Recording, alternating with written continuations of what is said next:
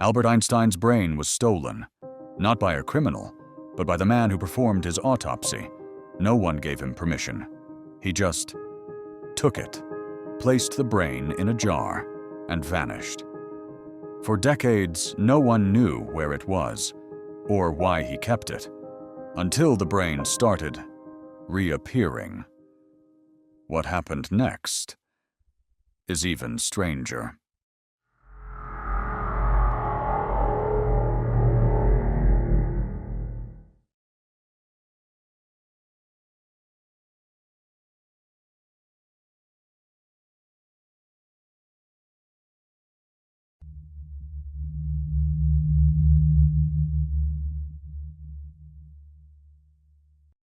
The man who stole Einstein's brain wasn't a thief in the night. He was the official pathologist. His name was Dr. Thomas Harvey. And when he opened Einstein's skull, he made a decision that would haunt him forever. Without permission from the family, or even the hospital, Harvey took the brain, preserved it, and vanished. But Harvey didn't see it as theft. He believed it was a sacred mission. He wanted to unlock the secret of Einstein's genius. To Harvey, Einstein's brain wasn't just a body part.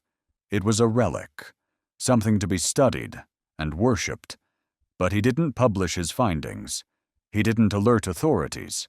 He drove off with Einstein's brain in the trunk of his Buick and simply disappeared. For Harvey, the real experiment had just begun, but the consequences would spiral far beyond his control.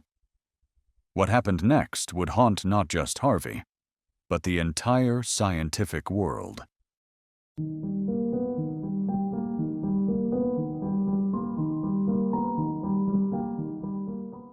When Harvey vanished with the brain, he didn't go on the run.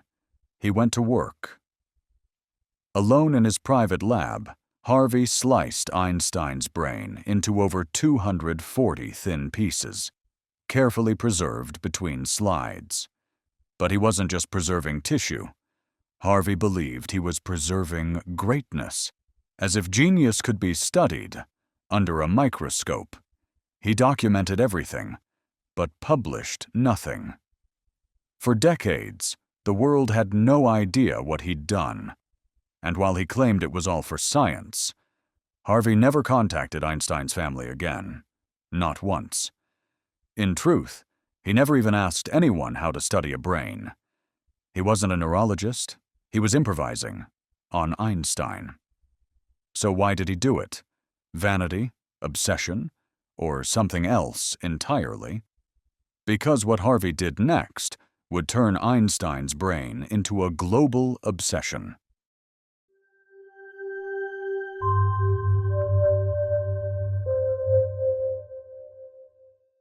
He didn't just keep Einstein's brain. He cut it into over 240 pieces. Each slice was preserved in colloidin, hardened like wax, then mounted on microscope slides. But Harvey didn't trust the scientific world.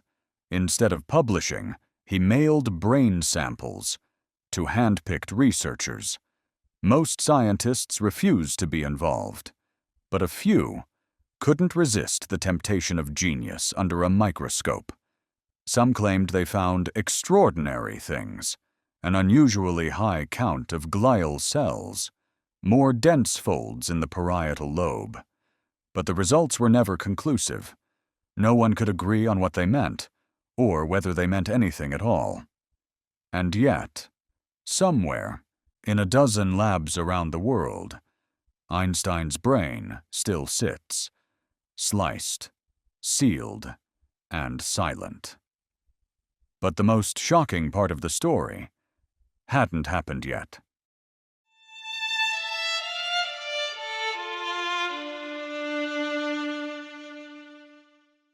After stealing Einstein's brain, Harvey didn't become famous. He became a ghost. He lost his job. His medical license was revoked. His wife left him. The brain had become his entire life, and it was tearing it apart. For decades, Harvey drifted. He worked odd jobs. He kept the brain in a cider box, sometimes in his basement, sometimes in the trunk of his car. No one knew where Harvey lived, or what he was doing, only that he still had the brain, and he wouldn't give it up. When reporters finally tracked him down decades later, they were stunned. The brain was real, still preserved, still intact. In that moment, Einstein's brain re-entered the world, and so did the questions. But what they didn't know was that Harvey had already done something far stranger than just keeping it.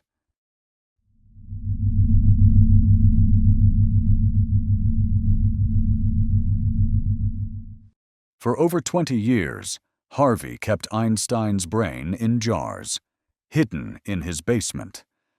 But in the 1990s, he hit the road. He loaded the remains of Einstein's brain into the trunk of his Buick, not for research, for a road trip. Harvey and a journalist friend drove across America, offering Einstein's brain to old colleagues, researchers, even curiosity seekers. He offered it to college professors from Kansas to California. Most turned him away. Some accepted a sample like it was treasure. Along the way, Harvey gave pieces to a poet, a beat writer, even a collector who kept it in his sock drawer. It became a traveling relic, a bizarre pilgrimage. Harvey wasn't a scientist anymore. He was a keeper of something sacred and cursed. But one stop would change everything. A woman was waiting for him, and she had a question that no one else dared ask. What was she really after, and what had Harvey been running from all along?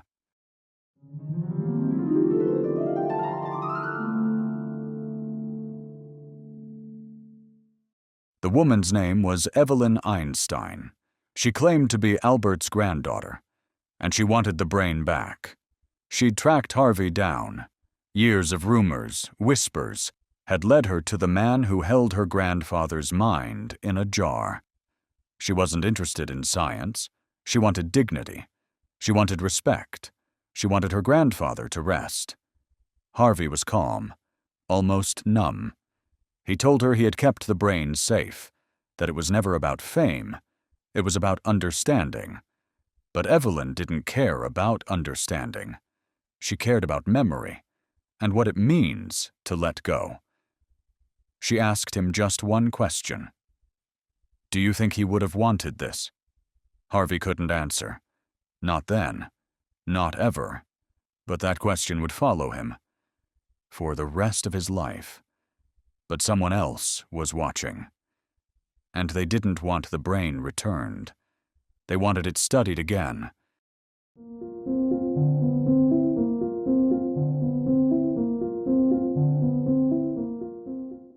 While Harvey faded from public view, pieces of Einstein's brain were still traveling the world.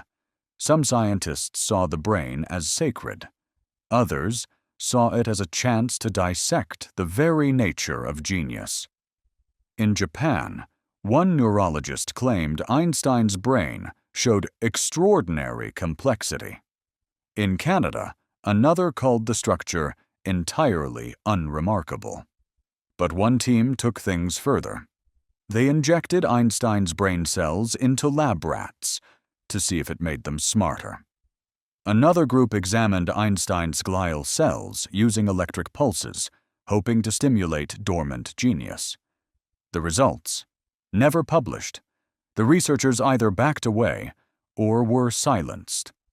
Einstein had feared misuse of knowledge, and now, the very thing he tried to stop was happening with his own brain. But decades later, the brain would resurface, and the world would demand answers.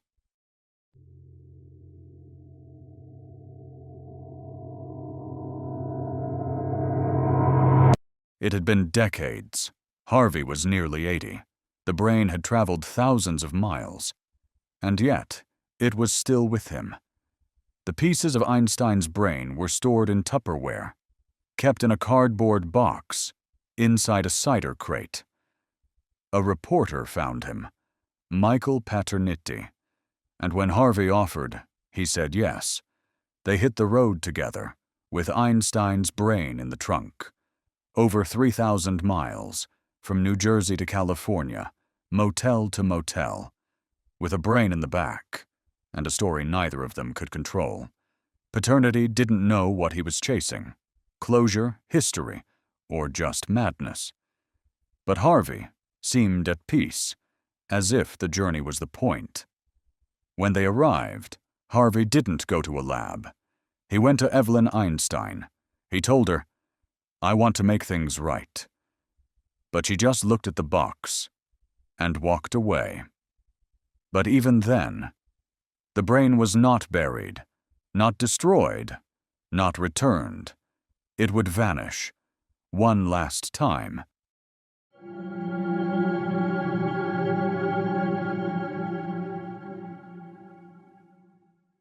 After Evelyn walked away, the brain was once again without a home.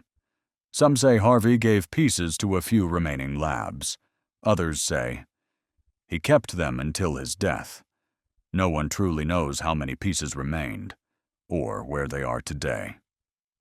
Some fragments were found in a Kansas lab. Others turned up in California, but much of it is missing. Harvey died in 2007. His house was emptied, and somewhere in those boxes, the brain was still there. To this day, no one knows how many fragments remain, or what became of the man who took genius and tried to bottle it. Einstein never wanted to be worshipped. He feared exactly what happened, becoming a relic. His brain was meant to die with him, not be dissected, photographed, debated, and forgotten in jars. And yet, the story of Einstein's brain is now part of his legacy, not because of what it revealed, but because of what it never could. What do you think? Should his brain have been studied or left in peace? Comment your thoughts below. And if you want more stories of hidden history, tragic genius, and strange truths, hit like, subscribe, and ring the bell.